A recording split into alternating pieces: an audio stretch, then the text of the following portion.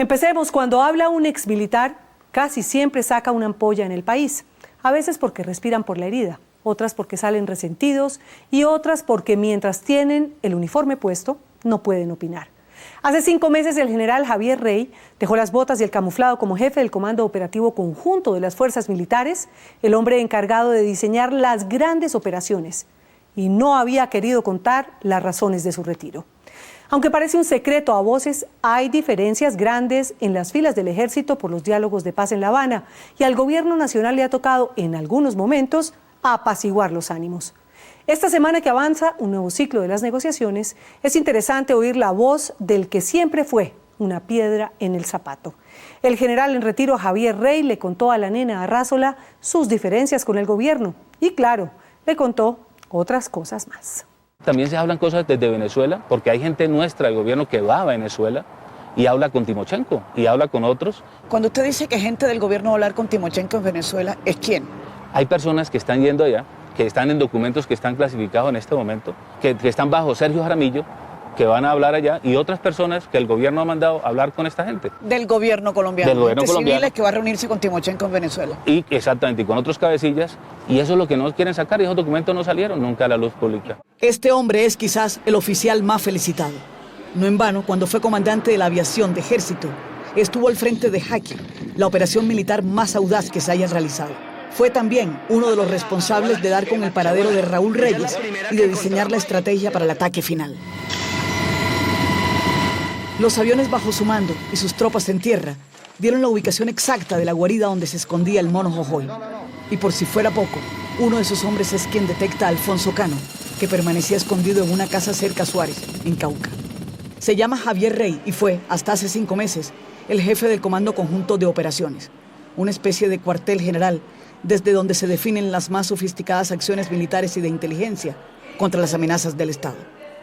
Hizo parte, además, de ese selecto grupo de oficiales que gozaban de la confianza de los ministros de Defensa y de los presidentes. Rey tenía fama de ser minucioso, pero también de decir lo que pensaba en esos cerrados círculos castrenses. Por eso tal vez fue que su retiro generó tanto revuelo. Y hasta hoy solo se sabía que su salida había obedecido a que el cuestionado coronel Robinson González del Río lo mencionó en una conversación sobre supuestos actos de corrupción en el manejo de insumos para el ejército. Vestido de civil, con corbata y con saco y sin las botas puestas, el general Rey por primera vez destapa sus cartas ante una cámara de televisión. O sea, los documentos que nosotros tenemos son documentos no de La Habana, sino de los cabecillas de la FARC. Con una voz sosegada dice que tiene mucho para contar, al tiempo que advierte que aún no es el momento, porque las consecuencias para la misma seguridad nacional serían catastróficas. Pero sí da puntadas, y de qué tamaño, sobre todo cuando revela que hay una agenda de negociaciones paralela con las FARC, una en La Habana y otra en Caracas. Hay personas de la oficina del comisionado de paz, hay personas del mismo gobierno, ¿sí? que van allá, en los cuales, por eso te digo que eso es importante que salgan en esos documentos. Timochenko está en Venezuela. Él está en Venezuela. Él manifiesta siempre en sus comunicados que es desde las montañas de Colombia, pero no, está en Venezuela, y lo sabemos. Eso está totalmente comprobado. Comprobado, totalmente. Cerca de Caracas, por ejemplo, sé que hay unas haciendas o unas fincas donde está Timochenko y donde se resguarda Timochenko. Rey se muerde la lengua para no decir más. Es que a su juicio, esta información clasificada que lleva el sello de reservada fue detectada por la inteligencia militar y puesta sobre el escritorio del ministro de Defensa, Juan Carlos Pinzón. Y es que según dice el general retirado hace 4 meses, que este cúmulo de datos que iban y venían sobre los diálogos entre el gobierno y las FARC llevaron a su salida abrupta de las fuerzas militares. Mi retiro es honor y dignidad, por honor y por dignidad. O no, porque ¿cómo van a atentar contra uno diciendo que uno es corrupto, eso, o sea, haciéndolo un montaje? No es para menos. Desde el mismo inicio de los acercamientos para poner fin al conflicto, las fuerzas militares han estado en el ojo del huracán, en el centro mismo de la polémica. En las toldas militares y de policía, es más que sabido que algunos miran de reojo el avance de las negociaciones y las tensiones, de puertas para adentro, escasamente se han revelado a la opinión pública.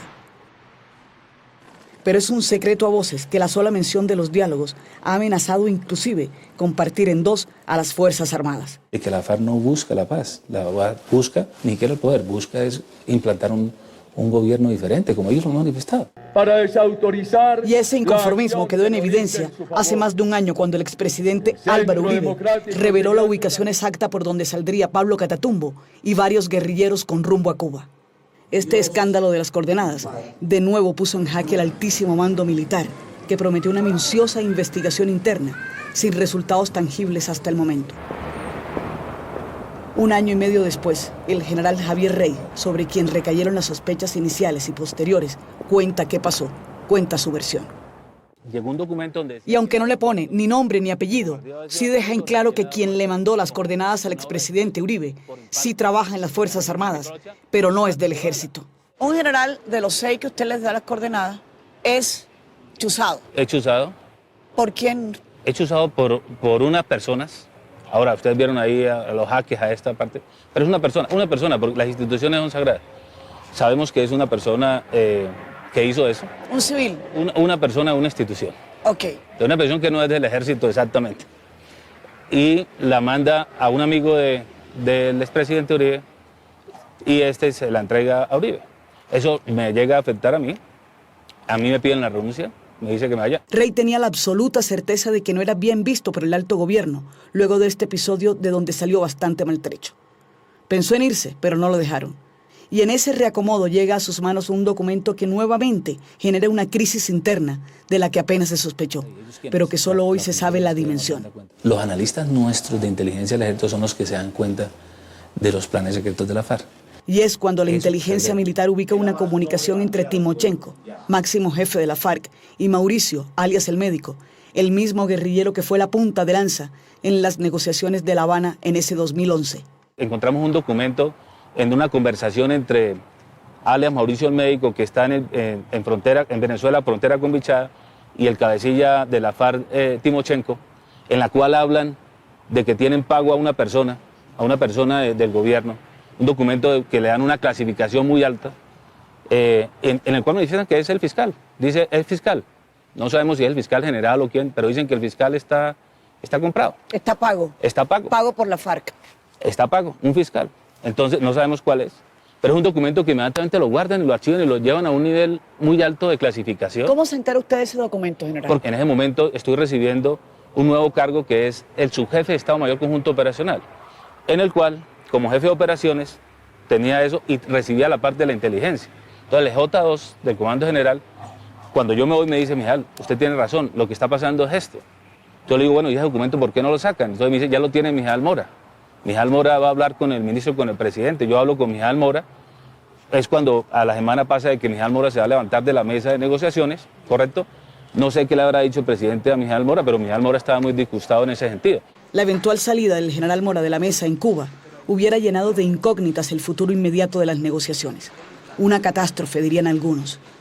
Y llegó lo que faltaba, la gota que rebosó la copa, el punto final que se necesitaba para apurar la salida del general Rey.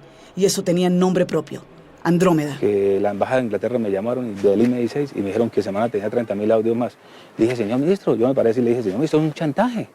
O usted, Mijal, o ustedes son corruptos. Yo no soy corrupto. Entonces, o si somos corruptos, pues nos vamos para la cárcel. Pero es un chantaje hasta la institución. Es que a decir verdad, a pesar de que Rey había demostrado que no filtró las coordenadas, no pudo desaparecer ese manto de duda que algunos ponían sobre él y cuestionaban su simpatía hacia Uribe desde los tiempos de Jaque, cuando fue condecorado y exaltado. Y Andrómeda fue el platillo que adentro y afuera del Ministerio de Defensa estaban esperando para salir no solo de Rey, sino de un racimo de oficiales que ponían en duda, supuestamente, una que otra política oficial. ¿Andrómeda qué era? Una operación de inteligencia lícita totalmente, porque tenemos que escuchar a estos bandidos, que estaba mirando y miraba exactamente esa gente que llega a esas oficinas de internet, que por ahí pueden mandar amenazas o pueden mandar diferentes cosas. Para eso estaba planeado Andrómeda. ¿Quién sabía de Andrómeda? ¿Ministro de Defensa? Comandante de Ejército, la inteligencia, comandante de Ejército, comandante general y el ministro de Defensa. Por lo menos, no sé si el ministro pasaba al comandante del Ejército, al presidente de la República.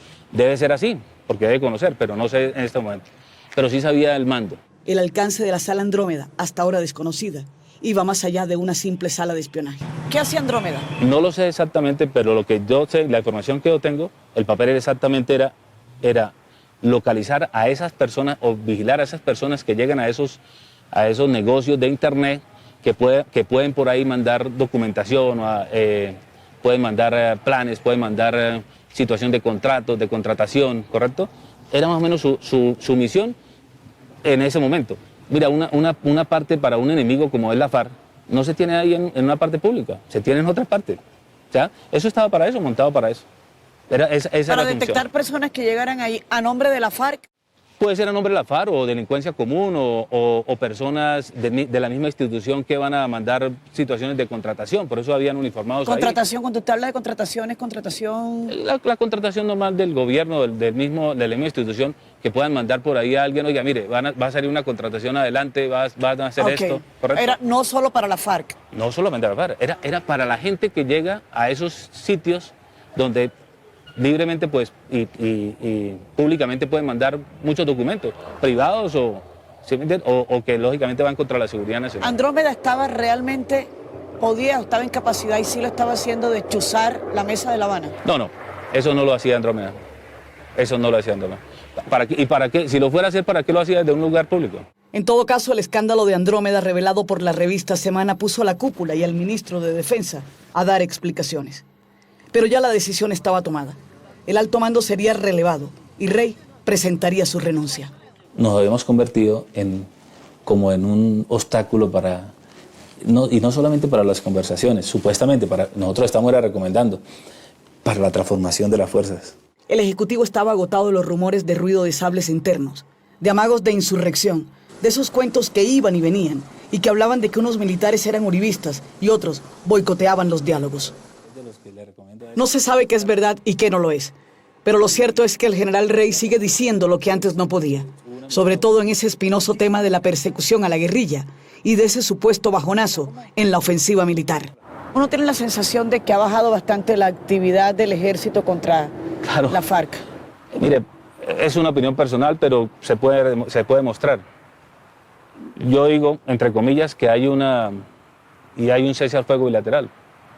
No oficial, pero lo hay. ¿Lo hay por qué? Mira la contratación del ejército y las demás fuerzas, pero en especial el ejército, y en especial la de la movilidad del ejército.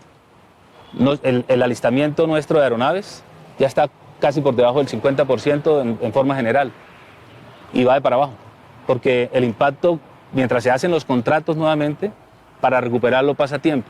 A su juicio, esta aparente operación Tortuga por parte de las fuerzas militares ha facilitado el regreso de la guerrilla a zonas donde el ejército había vuelto a hacer presencia. Pero los pueblos quedaron desprovistos. ¿Y entonces qué pasó con la guerrilla? Han vuelto. Ya hay guerrilla nuevamente en mesetas, cerca de Villavicencio, cerca de Granada. Ya hay guerrilla nuevamente en los Montes de María. Ya hay guerrilla tratando de entrar del 59 nuevamente a la Sierra Nevada. ¿Sí? ¿Por qué? Porque se perdió ese control territorial. Rey y otros oficiales de la reserva, otros activos siguen mirando con atención los diálogos en Cuba. Es un dolor de cabeza para ellos y no lo niegan. No se imaginan que la cárcel y las altas condenas no pasen por los guerrilleros. ¿Qué pasa si en los acuerdos de La Habana se dice o se acuerda la FARC no van a parar un solo día de cárcel, pero en cambio sí siguen los procesos judiciales contra los militares? Es una pregunta que debía hacérsela al señor presidente. Nosotros respetaríamos cuál fuera la decisión. Nuestros hombres están engañados en la cárcel. Resulta que nosotros somos el Estado. Y la justicia internacional no va a venir sobre quienes cometieron vejámenes siendo de grupos irregulares o de narcotraficantes, porque ellos no son de parte del Estado. Por lo tanto, cuando llegue a pasar eso, a esos hombres, ahí está el caso de Petro y Navarro Golf. Y al contrario, mi coronel Plazas está detenido cuando fue a salvar al Estado colombiano. Ya no disimula, ya no tiene la cortapisa del uniforme. No lo rige ese silencio institucional. Pero uno no puede ser leal a un hombre cuando él es leal a la nación. Eso mismo lo decía yo en el ejército. Rey, el hombre de la aviación del ejército, el mismo que tiene su casa llena de trofeos, el de Jaque, el de Reyes, el de Cano, el de Jojoy. Vestido de civil, guarda celosamente las carpetas de las más sofisticadas operaciones de inteligencia. Está pendiente de las medidas cautelares que solicitó, pero nadie le quita de la cabeza que la política estuvo por encima. Y hoy está convencido de que las razones de Estado siempre, o casi siempre, terminan por imponerse.